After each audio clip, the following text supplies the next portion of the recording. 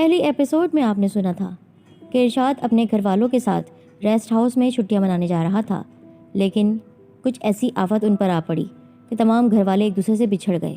وہ لڑکی کون تھی جو اس کے والد اور شہزاد کو اپنے ساتھ لے کر گئی تھی؟ آخر شیر کو کس نے مارا تھا؟ یہ جاننے کے لیے سنیے آگے کی کہانی۔ ارشاد اس وقت زندگی اور موت کی کشمکش میں تھا۔ شیر کے پنجے اس کے سینے میں گھستے جا رہے تھے اور اس کے منہ سے گھٹی گھٹی چیخیں نکل رہی تھی۔ تبھی شیر نے ایک زبردست دھاڑ لگائی اور اسے چیر پھاڑنے کے لیے آگے بڑھا، لیکن اسی وقت شیر کے منہ سے ایک خطرناک اور درد بھری غراہٹ نکلی۔ ارشاد حیران ہو کر شیر کو دیکھنے لگا۔ شیر کی غراہٹ میں گہری لرزش تھی، جیسے یہ اس کے غرانے کی آخری آواز ہو۔ دوسرے ہی لمحے شیر ارشاد کے سینے پر سے لڑک کر زمین پر گر گیا اور تڑپنے لگا۔ ارشاد زمین پر لیٹا ہوا یہ منظر ہکا بکا منہ کھولے ہوئے آنکھیں پھاڑے ہوئے دیکھ رہا تھا، اور تبھی شیر نے ایک دم توڑ دیا۔ اس کا جسم کچھ دیر میں ہی ٹھنڈا پڑ گیا۔ اسی وقت ایک خوبصورت ہاتھ ارشاد کی طرف بڑھا۔ ارشاد نے چونک کر ہاتھ کی سمت دیکھا تو ایک لڑکی اسے مسکرا کر دیکھ رہی تھی۔ اس کے ہاتھ میں خون سے رچا بسا ہوا ایک خنجر تھا جو اس نے تھوڑی دیر پہلے شیر کے دل پر اتار دیا تھا۔ ارشاد نے لڑکی کے ہاتھ کا سہارا لیا اور اٹھ کھڑا ہوا۔ پھر اس کے چہرے پر شکر گزاری نظر آنے لگی۔ آپ نے میری جان بچائی ہے، اس لیے میں آپ کا بہت مشکور ہوں۔ کوئی بات نہیں، جنگل میں اس طرح کے حادثے تو ہوتے ہی رہتے ہیں، اور کبھی کبھی یہ حادثے ہماری زندگی پلٹ کر رکھ دیتے ہیں، لڑکی نے کچھ عجیب سے پراسرار لہجے میں کہا، جس پر اچانک چونک کر ارشاد نے اس کو دیکھا۔ میں آپ کی بات کا مطلب سمجھا نہیں، اس نے حیرت زدہ لہجے میں کہا۔ چھوڑیے جناب، مطلب کی باتیں بعد میں کریں گے، پہلے تو آپ میرے ساتھ چلنے کی باتیں کریں۔ لڑکی کا لہجہ شوق ہو گیا تھا۔ آپ کے ساتھ چلنے کی بات؟ لیکن بھلا وہ کیوں؟ میں تو آپ کو جانتا تک نہیں۔ ارشاد نے تعجب سے اس کی طرف دیکھا۔ کوئی بات نہیں، اگر جانتے نہیں ہیں تو بہت جلد جان جائیں گے۔ میں آپ کو اپنے گھر لے کر جا رہی ہوں، آپ میرا گھر دیکھنا پسند نہیں کریں گے؟ اس لڑکی کے لہجے میں ٹھہراؤ تھا، نرمی تھی۔ ارشاد نے اس لڑکی میں عجیب سی کشش محسوس کی۔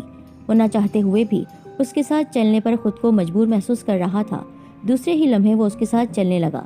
اس وقت ارشاد کے ذہن میں مختلف خیالات سر ابھار رہے تھے، لیکن اس کے قدم اس کے ساتھ کب کا چھوڑ چکے تھے۔ اس کے قدم تو اس خوبصورت لڑکی کے ساتھ ساتھ چلنے میں اس قدر مصروف تھے کہ ارشاد کی پوری کوشش بھی انہیں روکنے پر مجبور نہ کر سکی۔ دماغ کہہ رہا تھا کہ نہیں جاؤ، آگے خطرہ ہے، لیکن دل ہے کہ اس طرف جا رہا تھا۔ کافی دیر تک وہ اس لڑکی کے ساتھ چلتا رہا، یہاں تک کہ وہ دونوں جنگل کی حدود سے نکلتے چلے گئے، اور پھر اسے کچھ دیر بعد ایک پرانے زمانے کا اجاڑ صورت بنگلہ نظر آیا۔ اس کی حالت بہت ہی خراب تھی، دیواریں خستہ تھیں، رنگ بھی جھڑ چکا تھا۔ ارشاد نے اس لڑکی کو بنگلے کا دروازہ کھول کر اندر جاتے ہوئے دیکھا۔ وہ بھی اس کے پیچھے پیچھے بنگلے کے دروازے میں داخل ہو گیا۔ اندر ایک اجڑا ہوا باغ نظر آ رہا تھا، جہاں پر پھول اور پودے نام کی کوئی چیز نہیں تھی، کانٹے ہی کانٹے تھے۔ ارشاد نے اس اجڑے ہوئے باغ کو حیرت سے دیکھا اور پھر اندرونی دروازے کے قریب پہنچ گیا۔ اس لڑکی نے دروازے کو ایک جھٹکے سے کھولا اور اندر داخل ہو گئی۔ ارشاد ایک لمحے کے لیے الجھ گیا کہ اندر جائے یا یہاں سے ہی واپس لوٹ جائے، لیکن پھر نہ جانے کیوں اس کے قدم گھر کے اندرونی حصے میں داخل ہو گئے۔ دوسرے ہی لمحے سردی کی ایک شدید لہر نے اس کے جسم کو جھنجھوڑ کر رکھ دیا۔ سردی کی لہر اپنے جسم میں اس نے جوڑ جوڑ میں سرایت کرتی ہوئی محسوس کی۔ اس کے پاؤں کی انگلیاں زمین پر لگتے ہی ٹھنڈک سے سکڑ گئی تھیں۔ اس نے اپنے دونوں ہاتھوں کو ملتے ہوئے ٹھنڈ کو کم کرنے کی کوشش کی۔ وہ حیران تھا کہ باہر تو گرمی کا موسم ہے، پھر یہاں اندر اس قدر ٹھنڈ، اس قدر سردی کس طرح ہو گئی ہے؟ وہ لڑکی بھی کہیں نظر نہیں آ رہی تھی جو اسے یہاں لے کر آئی تھی۔ ابھی وہ پریشانی سے ادھر ادھر دیکھ ہی رہا تھا کہ اسے دوبارہ اس لڑکی کا مسکراتا ہوا چہرہ نظر آیا۔ اس کے ہاتھ میں بھاپ اگلتی ہوئی کافی کا کپ تھا جو اس نے ارشاد کی طرف بڑھا دیا۔ ارشاد نے کچھ لمحے سوچ بچار کی اور پھر ہاتھ بڑھا کر کافی کا کپ پکڑ لیا۔ لڑکی نے اسے سامنے بچھے ہوئے صوفے کی طرف بیٹھنے کا اشارہ کیا اور خود ایک بار پھر وہاں سے کھسک گئی۔ ارشاد آگے بڑھ کر صوفے پر بیٹھ گیا اور کافی پینے لگا۔ خیالات کا ایک سمندر وہ اپنے دماغ میں بہتا ہوا محسوس کر رہا تھا۔ آخر یہ اتنی حسین لڑکی کون ہے؟ اس جنگل میں اکیلی کیا کر رہی ہے؟ اتنا پرانے زمانے کا یہ بنگلہ، یہاں یہ اکیلی رہتی ہے؟ اس لڑکی نے جان کیوں بچائی میری؟ پھر وہ اسے اپنے گھر کیوں لے کر آئی؟ یہ تمام سوالات اس کے ذہن میں گونجنے لگے۔ سوالات کو اپنے اندر دبائے وہ کافی پیتا گیا، یہاں تک کہ پورا کپ ختم ہو گیا۔ تبھی اس کی نظریں ہال میں موجود کھڑکی کی طرف گئی اور وہ کھڑکی کے پاس چلا آیا اور باہر کی طرف جھانکا۔ سورج غروب ہو چکا تھا، رات کا اندھیرا آسمان کی سرخی کو جذب کرتا جا رہا تھا۔ ارشاد کچھ دیر کھڑکی کے پاس کھڑا رہا، پھر وہاں سے ہٹ آیا۔ اس نے ایک مرتبہ ہال کا مکمل جائزہ لیا۔ ہال میں کچھ کمرے ضرور تھے، لیکن درمیان میں ایک زینہ بنا ہوا تھا جس کی سیڑھیاں اوپر کی طرف جا رہی تھیں۔ ارشاد نے کچھ دیر بغور سیڑھیوں کا جائزہ لیا اور پھر آگے بڑھ کر سیڑھیاں چڑھنے لگا۔ مکمل سیڑھیاں چڑھ جانے کے بعد اسے راہداری میں سامنے کی طرف 4 قطار سے بنے ہوئے کمرے نظر آئے اور ایک 5واں کمرہ راہداری کے بالکل آخر میں تھا۔ ارشاد نے ایک ساتھ بنے ہوئے 4 کمروں میں سے پہلا کمرہ دیکھنا چاہا۔ اس کا دل دھک دھک کر رہا تھا۔ اگر وہ لڑکی اسے چوروں کی طرح گھر کا یوں جائزہ لیتے ہوئے دیکھ لیتی تو ضرور اس پر غصہ ہوتی، لیکن ارشاد کے دل میں یہ خواہش امڑ رہی تھی کہ وہ ایک بار تو صحیح پورا گھر دیکھ ہی لے۔ پہلے کمرے کا دروازہ کھول کر وہ اندر داخل ہوا۔ یہ ایک پرانے طرز کا بنا ہوا ایک صاف ستھرا کمرہ تھا۔ کمرے کے درمیان میں ایک پلنگ بچھا ہوا تھا جس پر سفید رنگ کی چادر بچھی ہوئی تھی۔ ارشاد ایک نظر پورے کمرے پر ڈال کر کمرے سے باہر نکل آیا۔ اس کے بعد اس کا رخ دوسرے کمرے کی طرف ہو گیا۔ یہ کمرہ مہمان خانہ نظر آ رہا تھا، جہاں پر 2 چارپائیاں بچھی ہوئی تھی، ایک الماری بھی تھی جس پر ایک بڑا سا تالا لگا ہوا تھا۔ ارشاد اس کمرے کو بھی دیکھ کر باہر آ گیا۔ اب اس نے تیسرے کمرے پر نگاہ ڈالی۔ یہ کمرہ اسٹور روم تھا، جہاں پر کچھ ٹوٹی پھوٹی کرسیاں اور میز پڑی ہوئی تھی اور گھر کا باقی ٹوٹا ہوا سامان۔ چوتھے کمرے میں بھی کباڑ خانے کا ہی نقشہ تھا۔ ان چاروں کمروں کو دیکھ کر ارشاد باہر نکل آیا۔ تبھی اس کی نظر برآمدے کے آخر میں بنے 5ویں کمرے کی طرف گئی۔ اس کے قدم اس 5ویں کمرے کو دیکھنے کے لیے بڑھے، لیکن تبھی کسی نے اس کے کندھے پر ہاتھ رکھ دیا۔ وہ بری طرح سے چونک کر پلٹا۔ سامنے وہی لڑکی کھڑی اسے دیکھ کر خوفناک انداز میں مسکرا رہی تھی۔ اس کی دہشت ناک مسکراہٹ کو دیکھ کر ارشاد کو اپنے رونگٹے کھڑے ہوئے محسوس ہوئے۔ اس کے جسم کا رواں رواں کانپ رہا تھا۔ اس کا دل چاہا کہ ایک پل میں اس گھر سے بھاگ کھڑا ہو، لیکن وہ نہ چاہتے ہوئے بھی خود کو اس گھر کا بے بس قیدی محسوس کرنے لگا۔ اب دیکھتے ہیں ارشاد کے باقی بہن بھائیوں کے ساتھ کیا ہوا۔ سعدیہ کی آنکھ کھلی تو وہ پیڑ کے کونے میں بیسود پڑی ہوئی تھی۔ اس نے حیران ہو کر ادھر ادھر نظریں دوڑائیں۔ اسے یاد آیا کہ بے ہوش ہونے سے پہلے وہ سب گاڑی سے نیچے اتر کر شہزاد اور ان کے ابا جان شہباز احمد کو ڈھونڈ رہے تھے۔ اس نے آس پاس دیکھا تو وہ سمجھ گئی کہ اس وقت بھی وہ گھنے جنگل کے درمیان میں ہی ہے اور تنہا ایک کونے میں کافی دیر تک بے ہوش پڑی رہی ہے۔ گھڑی پر جیسے ہی نظر ڈالی، اس کے چہرے پر پریشانی کے آثار نمودار ہو گئے۔ اس وقت شام ہو چکی تھی اور اندھیرا کافی بڑھ گیا تھا۔ سعدیہ نے ہمت سے کام لیتے ہوئے اپنی پوری طاقت جمع کی اور درخت کا سہارا لیتے ہوئے اٹھ کھڑی ہوئی۔ اس نے چند قدم چلنے کی ٹھانی اور ایک سمت میں بڑھتی چلی گئی۔ اس کے لب پر یہی دعا تھی کہ یا تو اسے اس کے ابا جان مل جائیں یا پھر اس کے بھائی اس کے پاس پہنچ جائیں۔ اس وقت وہ اس گھنے اور تاریک جنگل میں بالکل اکیلی تھی۔ کافی دیر تک چلنے کے بعد اس کا سانس پھولنے لگا۔ وہ پوری طاقت سمیٹے قدم بڑھا رہی تھی، تبھی اچانک وہ پوری طرح سے چونک اٹھی۔ خوف کی وجہ سے اس کے چہرے کی ہوائیاں اڑنے لگی۔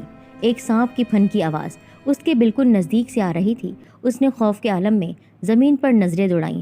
دوسرے ہی لمحے اس کے اوپر کا سانس اوپر اور نیچے کا نیچے رہ گیا۔ ایک بہت لمبا اور چوڑا بڑا سا سانپ پھن پھیلائے اس کی طرف تیزی سے بڑھ رہا تھا۔ سعدیہ نے خوف کے عالم میں سانپ کی رفتار کا جائزہ لیا اور یہ اندازہ لگانے میں اسے دیر نہیں لگی کہ سانپ کچھ ہی پل میں اس کے پاس پہنچ جائے گا۔ اس نے ہمت سے کام لیتے ہوئے سانپ کا مقابلہ کرنے کی ٹھانی اور فوراً کسی بڑے سے پتھر کی تلاش میں نظریں دوڑائیں، لیکن یہ دیکھ کر اس کا رنگ بالکل زرد پڑ گیا کہ آس پاس بڑا پتھر تو کیا، چھوٹے چھوٹے کنکر بھی موجود نہیں تھے اور سانپ بدستور اس کی طرف بڑھ رہا تھا۔ اب اس کے پاس بھاگنے کے علاوہ کوئی اور چارہ نہیں تھا۔ دوسرے ہی لمحے وہ پوری قوت سے بھاگ کھڑی ہوئی۔ سانپ کے پھن کی آواز اسے بدستور سنائی دے رہی تھی اور وہ اپنی رفتار بڑھاتی چلی جا رہی تھی، لیکن کافی دیر تک بھاگنے کے بعد بھی جب اسے سانپ کے پھن کی آواز آتی رہی تو وہ سمجھ گئی کہ سانپ جس قدر موٹا اور لمبا ہے، اس کی رفتار اس سے بھی کئی گنا زیادہ ہے۔ یہ حقیقت جان کر اسے اپنی موت بالکل سامنے نظر آنے لگی۔ اب رک کر سانپ کا مقابلہ کرنے کے علاوہ اور کوئی چارہ نہیں تھا۔ آخرکار وہ رک کر پیچھے کی طرف پلٹی۔ سانپ ابھی کافی دور تھا، لیکن اس کی رفتار یہ بتا رہی تھی کہ وہ بہت جلد اس کے پاس پہنچ کر اسے ڈس لے گا۔ ابھی وہ پریشانی کے عالم میں اس کا مقابلہ کرنے کا سوچ ہی رہی تھی کہ سانپ اس کے بہت نزدیک آ گیا۔ دوسرے ہی لمحے اس کی آنکھیں پھٹی کی پھٹی رہ گئی۔ سانپ کی جگہ اب ایک اژدہا بن چکا تھا وہ۔ سعدیہ کو ایک بہت زبردست جھٹکا لگا۔ اب اسے ایک خیال آیا جو ہر مسلمان کو آتا ہے مشکل وقت میں۔ اس نے فوراً اپنے خیال کی تصدیق کے لیے آیت الکرسی پڑھی اور پھر تینوں کل پڑھ کر اس اژدہے پر جیسے ہی پھونک ماری، اگلے ہی لمحے اژدہا ایک دھوئیں میں تبدیل ہو گیا اور پھر ہوا میں تحلیل ہو کر غائب ہو گیا۔ کچھ ہی دیر میں وہاں سے وہ غائب ہو چکا تھا۔ سعدیہ کی آنکھوں میں خوف اور حیرت کے ملے جلے جذبات تھے۔ وہ سہمے ہوئے انداز میں اس جگہ کو دیکھ رہی تھی جہاں ابھی کچھ دیر پہلے وہ سانپ نما اژدہا موجود تھا، اس کا پیچھا کر رہا تھا اور اسے ڈسنے والا تھا۔ اسے یقین ہو گیا کہ یہ سانپ یا اژدہا کوئی اور نہیں بلکہ آسیبی مخلوق تھی، جن میں سے تھا۔ اس وقت وہ خوف کی لہریں اپنے جسم میں دوڑتی ہوئی محسوس کر رہی تھی، تبھی ایک آواز نے اس کے لیے گرم صحرا میں پانی کا کام کیا۔ یہ آواز اس کے بھائی عرفان کی تھی۔ وہ آواز کی سمت پاگلوں کے سے انداز میں دوڑ پڑی۔ دوسرے ہی لمحے اسے اپنے تینوں بھائی عرفان، عدنان اور عمران نظر آ گئے۔ وہ تینوں باتیں کرتے ہوئے چل رہے تھے۔ ابا جان اور شہزاد بھائی کی تلاش میں نکلے تھے اور یہاں سعدیہ اور ارشاد بھی گم ہو گئے۔ اسے کہتے ہیں آسمان سے گرے کھجور میں اٹکے، عمران کہہ رہا تھا، بلکہ اسے کہتے ہیں کھایا پیا کچھ نہیں، گلاس توڑا 12 آنے، عدنان نے جلے کٹے انداز میں کہا۔ وہ سمجھ رہے تھے کہ وہ لوگ ان کو تنگ کر رہے ہیں۔ بہن نہ جانے کہاں چلی گئی، بھائی مل نہیں رہا تھا اور ابا اور شہزاد کا پتہ ہی نہیں تھا، جبکہ وہ جانتے نہیں تھے کہ وہ کن مشکل حالات کا سامنا کر رہے ہیں۔ تبھی سعدیہ دوڑتی ہوئی ان کے پاس آئی اور عرفان کے گلے لگ گئی۔ عرفان کے چہرے پر خوشی اور بے قراری کے جذبات امٹ آئے۔ پھر اس نے سعدیہ کو تھپکی دے کر دلاسا دیا جو کہ روئی جا رہی تھی۔ وہ کہنے لگا، تم کہاں تھی؟ ہم تمہیں ہی ڈھونڈ رہے تھے، اور کیا ارشاد تمہارے ساتھ نہیں ہے؟ وہ بےتابی سے پوچھ رہا تھا۔ میں تو تنہا ہی تھی، اس خوفناک گھنے جنگل سے مجھے بہت ڈر لگ رہا تھا۔ اچھا ہوا تم لوگ مل گئے، سعدیہ ڈرے ڈرے انداز میں بولی۔ بھائی ہمیں نہیں معلوم تھا کہ تم اتنی ڈرپوک واقع ہوئی ہو، عمران نے مذاق اڑانے والے انداز میں کہا۔ ارشاد بننے کی کوشش کر رہے ہو؟ سعدیہ تل ملا گئی۔ نہیں، میں تو آج کل ارشاد کی شاگردی میں موجود ہوں، اس وجہ سے شوق مزاج ہو گیا ہوں، مذاق کرنے لگا ہوں، عمران نے مسکرا کر کہا۔ تبھی وہ سب بری طرح سے اچھل پڑے۔ انہیں ایسا لگا جیسے ان کے پیروں تلے زمین کھسک گئی ہو۔ ایک شیر کی دھاڑ کی آواز انہوں نے اپنے بالکل قریب سے محسوس کی تھی۔ شیر کی آواز سے پتہ لگتا ہے کہ شیر ہمارے بالکل نزدیک ہی ہے۔ فوراً کسی جھاڑی میں چھپ جاؤ یا گھنے درخت پر چڑھ جاؤ۔ سعدیہ تم میرے ساتھ آؤ، عرفان نے سخت لہجے میں انہیں حکم دیا۔ دوسرے ہی لمحے وہ سب بدحواسی کے عالم میں کسی جھاڑی یا درخت کی تلاش میں دوڑ پڑے، لیکن ابھی ان کی نظریں گھنے درخت یا کسی جھاڑی کی تلاش میں ہی تھی کہ انہیں شیر کی بھیانک آواز سنائی دی، جس سے ان کے کان پھٹنے لگے۔ پر اس دھاڑ میں درد کی کیفیت تھی جیسے وہ شیر کی آخری دھاڑ ہو۔ ان سب نے حیرت کے عالم میں ایک دوسرے کو دیکھا، پھر تجسس سے وہ شیر کی آواز کے سمت بڑھے۔ ابھی انہوں نے کچھ ہی قدم طے کیے ہوں گے کہ انہوں نے اپنے بالکل سامنے ایک شیر کو تڑپتے ہوئے دیکھا، اور پھر ان کی نظر شیر کے بالکل سامنے لیٹے ایک لڑکے پر پڑی تو حیرت اور خوشی کے ملے جلے جذبات سے ان کی آنکھیں پھٹی کی پھٹی رہ گئیں۔ وہ لڑکا ان کا بھائی ارشاد تھا۔ دوسرے ہی لمحے وہ فوراً آگے بڑھے، لیکن تبھی انہیں ایک زبردست جھٹکا لگا۔ ارشاد ہوا میں ہاتھ اٹھائے خلا میں باتیں کر رہا تھا، اور پھر ارشاد اٹھ کر کھڑا ہو گیا اور باتیں کرتا ہوا ایک سمت کی طرف بڑھنے لگا۔ ان سب کی آنکھوں میں حیرت کا سمندر غوطے کھانے لگا۔ ارشاد اکیلے ہی اکیلے کس سے باتیں کر رہا تھا؟ یہ سوال ان سب کے ذہنوں میں ہلچل مچانے لگا۔ اسے کون نظر آ رہا ہے؟ یہ سوال ان کے ذہنوں میں کھلبلی مچا رہا تھا، ہلچل ہو رہی تھی۔ پھر وہ ارشاد کی طرف تیزی سے بڑھے، لیکن تبھی ارشاد اور ان کے درمیان گہری سفید دھند حائل ہو گئی۔ ارشاد اس سفید دھند میں چھپ کر رہ گیا، لیکن ابھی بھی وہ انہیں نظر آ رہا تھا۔ ان سب نے بیک وقت ارشاد کو پکارا۔ کہاں جا رہے ہو بھائی؟ ہم لوگ یہاں ہیں۔ وہ سب حلق پھاڑ پھاڑ کر چلا رہے تھے، لیکن ارشاد کے کان پر تو جو تک نہیں رینگ رہی تھی۔ وہ تو مستی کے عالم میں ایسے چل رہا تھا جیسے کوئی اس کے ساتھ موجود ہو، لیکن وہاں تو کوئی بھی نظر نہیں آ رہا تھا۔ ان سب نے پھر ارشاد کو پکارا، لیکن ارشاد نے مڑ کر بھی نہیں دیکھا۔ انہیں ایسا لگا جیسے ارشاد کے اور ان کے درمیان یہ گہری دھند دیوار کا کام کر رہی ہو، اور ان کی آواز اس دھند سے ٹکرا کر واپس آ جاتی ہو اور ارشاد تک پہنچتی ہی نہ ہو۔ ان سب کی آنکھوں میں خوف کا سمندر موجیں مارنے لگا۔ ارشاد ان کے سامنے ان سے دور جا رہا تھا، اور وہ پوری کوشش کے باوجود اپنے بھائی کو روک نہیں پا رہے تھے۔ सादिया उसे इस तरह दूर जाते हुए देखकर तड़प उठी, लेकिन भला सादिया दूर तक फैली हुई गहरी धुंध की दीवार के आगे क्या कर सकती थी। और तभी उन्होंने इरशाद को सफ़ेद धुंध में पूरी तरह गायब होते हुए देखा। फिर आहिस्ता आहिस्ता धुंध वहाँ से छटने लगी। मुकम्मल धुंध छट जाने के बाद वो पागलों की तरह दौड़ते हुए उस जगह पर आए। उन्होंने हैरत से उस जगह को देखा, वहाँ उस वक्त कोई भी नहीं था। इरशाद वहाँ से इस तरह गायब हो गया जैसे वो सफ़ेद धुंध, वो धुआं उसे निकल गया हो। उन सबके जिस्मों में खौफ और सनसनी की एक लहर दौड़ गई और फिर वो सब पत्थर के बुतों की मानंद खड़े साकित देख रहे थे। उस जगह को फटी फटी आंखों से वो देखे जा रहे थे जहाँ अभी कुछ देर पहले इरशाद खला में न जाने किस अनदेखी मखलूक के साथ बातें करते हुए उन सबकी नज़रों से उझल हुआ था। अब यहाँ पर इरशाद उस लड़की के साथ खुद को उस घर में कैदी महसूस कर रहा था जो उसको अजीब पुरस्कार अंदाज में घूर रही थी। इधर उधर घूमकर आप क्या तलाश कर रहे हैं, मुझे भी बताइए, शायद मैं आपकी मदद कर सकूं। लड़की ने खौफनाक अंदाज में मुस्कुराते हुए कहा। कुछ नहीं, मैं तो बस आपको ही ढूंढ रहा था। इरशाद की आवाज़ में कपकपाहट आ गई। मैं तो आपके साथ ही थी, बस ज़रा किचन में गई थी। लड़की शरीर अंदाज में जहरीली मुस्कुराहट के साथ बोली, जिस पर इरशाद उसे हैरत से देखने लगा। आइए, मैं आपको आपका कमरा दिखाती हूँ जो अब आपका हो जाएगा। लड़की ने अजीब बात कही। इरशाद बुरी तरह से चौंका। क्या मतलब अब आप इसे अपना ही कमरा समझें, तकल्लुफ ना कीजिएगा। उस लड़की ने वजाहत की। उसकी हंसी इरशाद को बहुत खौफनाक लगी थी। उसके जिस्म में खौफ की एक लहर दौड़ गई। दूसरे ही लम्हे लड़की ने इरशाद का हाथ पकड़ लिया, उसे पहले वाले कमरे में ले आई। ये मेरा कमरा है, लड़की ने पलंग पर बैठते हुए कहा और इरशाद को भी खींचकर अपने साथ बिठा लिया। मैं नमाज पढ़ना चाहता हूँ, उसने हिचकिचाकर कहा। नमाज? उस लड़की के मुंह से हैरत की ज्यादती से निकला। फिर वो इरशाद को ऐसे बेयकीनी के अंदाज में देखने लगी जैसे उसने कोई बहुत कीमती हीरा मांग लिया हो। इरशाद उसके इस रद्द-ए-अमल पर बहुत हैरान था। जी हाँ, मैंने नमाज ही कहा है। मैं अल्हम्दुलिल्लाह मुसलमान हूँ। सूरज गुरूब हो गया है और इस वक्त मगरिब के नमाज का वक्त है। इरशाद का लहजा पुख्ता हो गया था। नहीं, वो दरअसल अक्सर मुसलमान बाकायदगी से नमाज नहीं पढ़ते, लिहाजा मुझे लगा आप भी नमाज नहीं पढ़ते होंगे। लड़की ने अपने हवास पर काबू पाकर कहा। बिल्कुल गलत लगा है आपको, मैं 5 वक्त का नमाजी हूँ। और फिर जब से मैंने वो हदीस सुनी है कि मोमिन और काफिर में।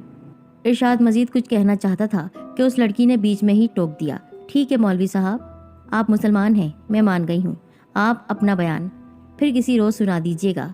तो क्या अब मैं नमाज पढ़ लूँ? इरशाद ने इजाज़त तलब करते हुए उठते हुए कहा। नहीं, आप इस घर में नमाज नहीं पढ़ सकते। इस बार लड़की का लहजा सर्द और बहुत ही गुस्से वाला हो गया था। इरशाद हैरान होकर उसे देखने लगा, जबकि लड़की के चेहरे पर सख्ती ही सख्ती नजर आ रही थी, जैसे वो इरशाद को नमाज किसी सूरत पढ़ने नहीं देगी। इरशाद उसके उस रवैये पर शदीद हैरान था और उसका मुंह मारे हैरत के खुला का खुला रह गया। लेकिन मैं इस घर में नमाज क्यों नहीं पढ़ सकता? आखिर ऐसी क्या बात है? उसके मुंह से हैरत की ज्यादती से यही जुमला निकला। वो दरअसल मैं जब इस घर में नमाज पढ़ती हूँ, कुछ अजीब से हादसे रोनुमा हो जाते हैं। एक रोज़ मैं नमाज पढ़ रही थी कि घर में आग लग गई। फिर बड़ी मुश्किल से उस आग पर काबू पाया गया। फिर कुछ वक्त तक मैंने नमाज नहीं पढ़ी। आखिर मुझे फिर ये ख्याल आया कि नमाज दोबारा शुरू कर देनी चाहिए। मैंने फिर नमाज शुरू की। अभी मैंने उस हादसे के बाद पहली नमाज ही शुरू की थी कि नमाज के दौरान शदीद ज़लज़ले ने घर को हिलाकर रख दिया। मैंने फ़ौरन नमाज तोड़ दी। उसी वक्त ज़लज़ला आना बंद हो गया। बस तब से मैंने नमाज पढ़ना ही छोड़ दी है। और मेरा आपको भी मशवरा है कि इस घर में नमाज ना पढ़ें, बल्कि ये मेरा मशवरा नहीं, मेरी ज़िद है।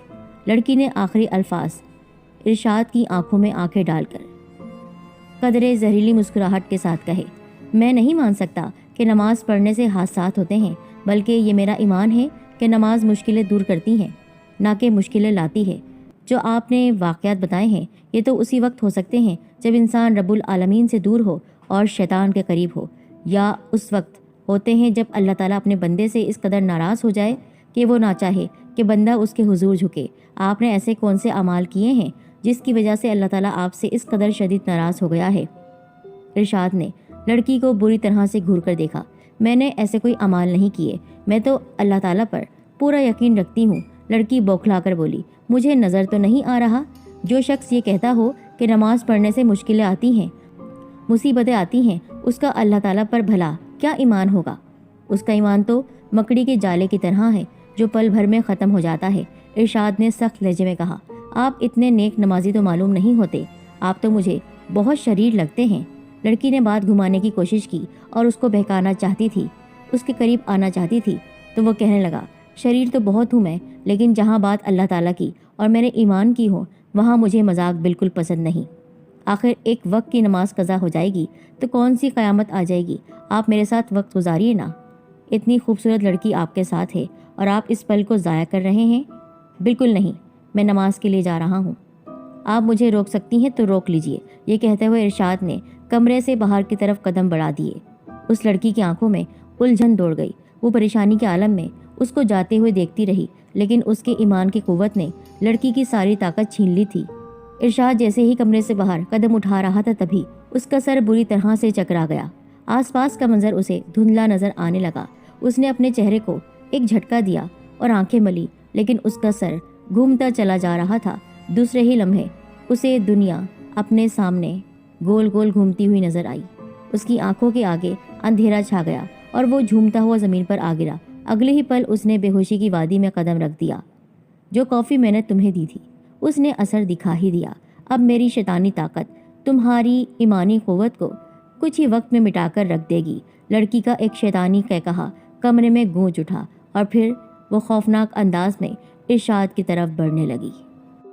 قدم قدم پر حیران اور پریشان کر دینے والی یہ پراسرار، بھیانک اور سنسنی خیز داستان ابھی جاری ہے۔ آخر کون ہے وہ لڑکی؟